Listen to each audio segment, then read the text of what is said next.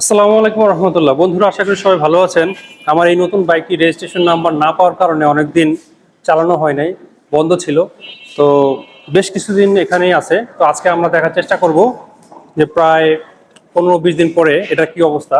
এটাকে ওপেন করে স্টার্ট দেওয়ার চেষ্টা করবো যে এটা স্টার্ট নেয় কিনা। তাহলে চলেন শুরু করা যাক। বিসমিল্লাহির রহমানির রহিম। আমি কাভারটা খুলি।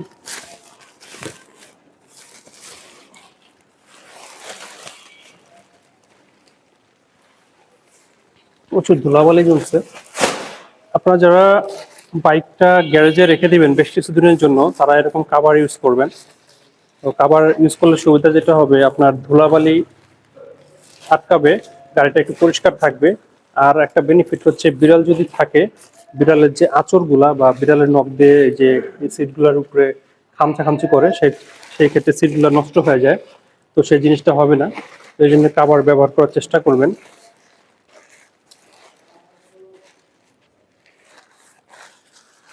কাভারটা সরাই।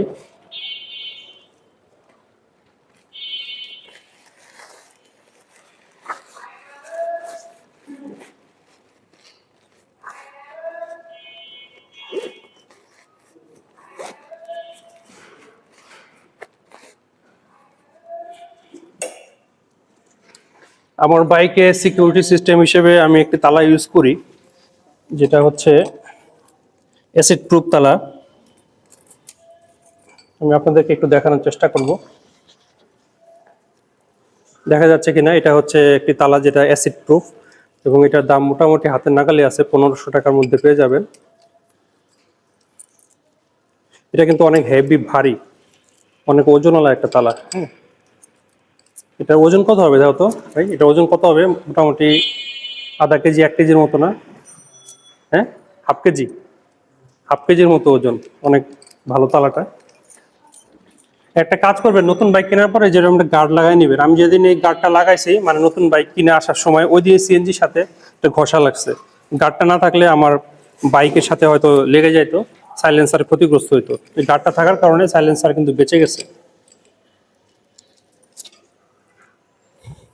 তো আমার বাইকের চাবি আর একটা আছে, এটা দিয়ে বিসমিল্লাহির রহমানির রহিম। অনেকদিন পরে যখন বাইকটা স্টার্ট করবেন, বাইকটা স্টার্ট দেওয়ার পরে যে কাজটা করতে হবে, এখানে একটা ইয়ে আছে, চোখ আছে। আমার চোখটা নিচে, এই ডিসকভার 125cc চোখটা নিচে থাকে। এটা অন করবেন, কিক দিবেন ফার্স্টে। কোনো পিক আপ টিক আপ কিছু ধরা লাগবে না। বিসমিল্লাহ, স্টার্ট হয়েছে। মাশাআল্লাহ, স্টার্ট হয়ে গেছে বন্ধুরা। তো আমার বাইকটা এখন রেডি। 1 মিনিট লাগবে এটা ইঞ্জিনটা স্টার্ট হইতে, ফ্রি হইতে, তারপর এটা রাইডের উপযুক্ত হয়ে যাবে। তো আজকের থেকে শুরু করব সামনের দিনগুলোতে আপনাদের জন্য ভালো ভালো ভিডিও নিয়ে আসার জন্য। মেইনলি আসলে মূলত আমার এই বাইকটাই হচ্ছে আমার সম্বল। তো আপনারা আমার সঙ্গে থাকবেন ইনশাল্লাহ।